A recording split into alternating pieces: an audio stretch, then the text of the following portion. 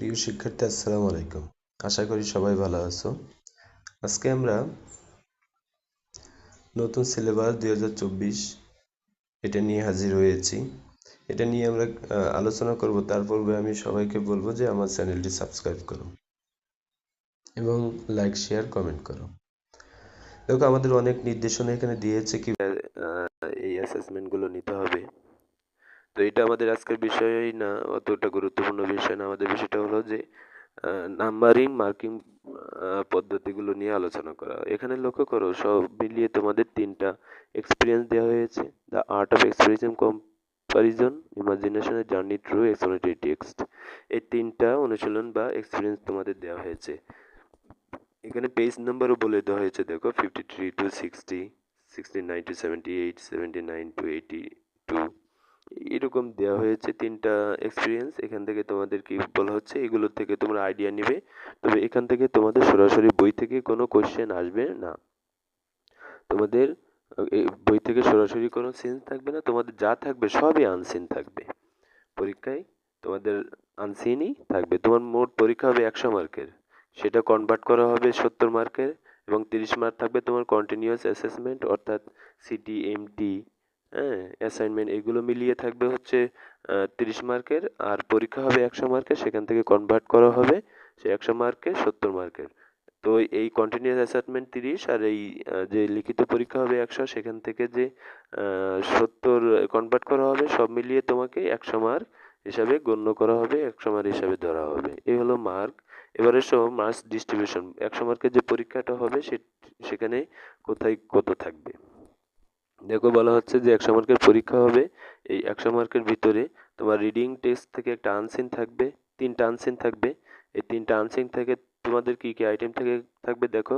প্রথমে একটা আনসিন থাকবে, সেখান থেকে তোমাদের এমসিকিউ থাকবে হচ্ছে 5 মার্কের, শর্ট আনসার কোশ্চেন থাকবে 10 মার্কের, ম্যাচিং থাকবে 5 মার্কের। পরে আবার একটা আনসিন থাকবে, সেখান থেকে একটা আর্গুমেন্টস থাকবে হচ্ছে 5 মার্কের। আর্গুমেন্টটা কি? তোমার একটা প্যাসেজ দিল, মনে করো সুন্দরবন সম্পর্কে, দিয়ে নিচে লিখলো যে এই ম্যানগ্রোভ বন আমাদের জন্য ক্ষতিকর নাকি ভালো। তোমার একটা আর্গুমেন্টস লিখো, তোমার আর্গুমেন্টটা কি লিখো, এরকম থাকবে 5 মার্কের। তারপরে তোমার কম্পিলেটিং টেবল থাকবে 10 মার্কের, অর্থাৎ আর একটা আনসিন থাকবে। আনসিন থেকে তোমাদের হচ্ছে একটা টেবল পূরণ করতে বলবে। তাহলে আমাদের 3টা যে রিডিং পার্ট থেকে 3টা যে আনসিন থাকবে, প্রথম আনসিন থেকে এমসিকিউ, শর্ট আনসার আর ম্যাচিং থাকবে, দ্বিতীয় আনসিন থেকে আর্গুমেন্টস থাকবে, তৃতীয় আনসিন থেকে থাকবে হচ্ছে কম্পিলেটিং টেবল। এই মোট 35 মার্ক। অ্যাপ্রিসিয়েটিং পোয়েট্রি, এই যে পোয়েট্রি থেকে তোমাদের থাকবে হচ্ছে 30 মার্ক। দেখো, এখান থেকেও একটা আনসিন থাকবে। পোয়েট্রি থাকবে, তোমাদের বইয়ের ভিতর থেকে থাকবে না, আনসিন থাকবে। তো এখান থেকে কি থাকবে, শর্ট আনসার কোয়েশ্চেন থাকবে হচ্ছে 10 মার্কের। তারপরে হচ্ছে identifying and explaining Literary figures, metaphor, simile and imagery. তোমাদের আনসিন থেকে এই 3টা বিষয় বের করতে হবে, সেখানে থাকবে 5টি 10 মার্কের।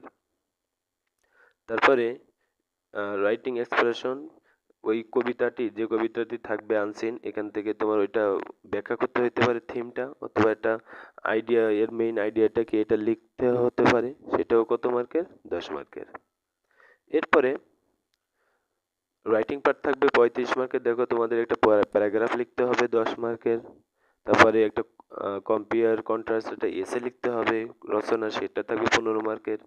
আর তোমাদের রাইটিং এক্সপ্লেনেটরি টেক্সট, একটা টেক্সট এক্সপ্লেইন করতে হবে, এটা টেক্সট দেওয়া থাকবে, সেটা এক্সপ্লেইন করতে হবে, বা নাও দেওয়া থাকতে পারে, তোমাদের মতো করে লিখতে হতে পারে, সেটা হচ্ছে 10 মার্কের।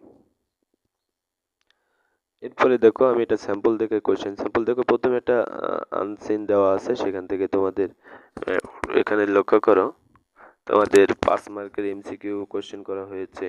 বি নাম্বারের 10 মার্কের 5টি দিয়েছে, দেখো, শর্ট কোশ্চেন। তারপরে 5টি দিয়েছে হচ্ছে টেবল, আর একটা আনসিন কি বলে টেবল দিয়েছে।